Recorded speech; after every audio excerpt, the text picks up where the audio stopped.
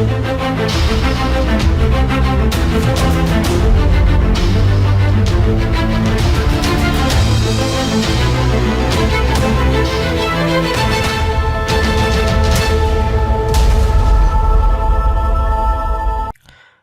to email hacking part. Before we do any kind of email hacking, let us understand how email works. Email sending and receiving is controlled by the email servers. All email service providers configure email server before anyone can sign into his or her account and start communicating digitally. Once the servers are ready to go, users from across the world register into these email servers and set up an email account. When they have fully working email account, they sign into their accounts and start connecting to other users using the email service. Now let's understand email traveling path. Let's say we have two email provider. One is gmail.com and other is Yahoo. ABC is a registered user on Gmail and XYZ is a registered user on Yahoo. ABC signs into his email account in Gmail. He then writes email to xyz@yahoo.in and click on send and gets the message that the email is sent successfully. But what happens behind the curtains? The email from the computer of abc@gmail.com is forwarded to the email server of gmail.com. Gmail then looks for yahoo.com on the internet and forwards the email of the yahoo.com for the account of XYZ. Yahoo receives the email from Gmail and puts it into the account of XYZ. XYZ then sits on computer and signs into her email account. Now she has the message in her email inbox. That's it, pretty simple. That's how email travels, or you can say email traveling path. Now we will see few email service protocols. SMTP. SMTP stands for Simple Mail Transfer Protocol.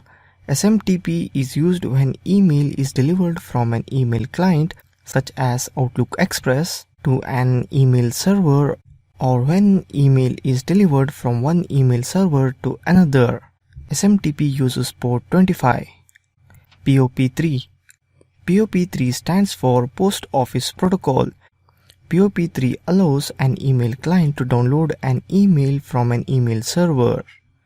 POP3 protocol is simple and does not offer any feature except for download.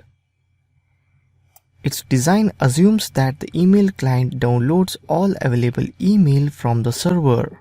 POP3 normally uses port 110. IMAP. IMAP stands for Internet Message Access Protocol. IMAP shares many similar features with POP3. It too is a protocol that an email client can use to download email from an email server. However, IMAP includes many more features than POP3. The IMAP protocol is designed to let users keep their email on the server. IMAP requires more disk space on the server and more CPU resources than POP3. As all the emails are stored on the server, IMAP normally uses port 143. Now let's see email security. Now let's check how secure this fast means of communication is. There are so many attacks which are applied on the emails. There are the people who are the master of these email attacks, and they always look for the innocent people who are not aware of these email tricks and ready to get caught in their trap. You have to make sure that you are not an easy target for those people. You have to secure your email identity and profile. Make yourself a tough target. If you have an email ID, do not feel that it does not matter if hacked, because you do not know if someone gets your email ID password and uses your email to send a threatening email to the ministry or to the news channel. Attacker is not bothered about your data in the email. He just wants an email ID victim which will be used in the attack. There are lots of ways by which one can use your email in working means. I am sure that you would have come across some of the case where a student gets an email from his friend abusing him, or cases on porn emails. where the owner of the email does not know anything about the email sent. Now let's see email spoofing. Email spoofing is the forgery of an email header so that the message appears to have originated from someone or somewhere other than the actual source. Distributors of spam often use spoofing in an attempt to get recipient to open and possibly even respond to. Spoofing can be used legitimately. There are so many ways to send fake email without knowing the password of the email ID.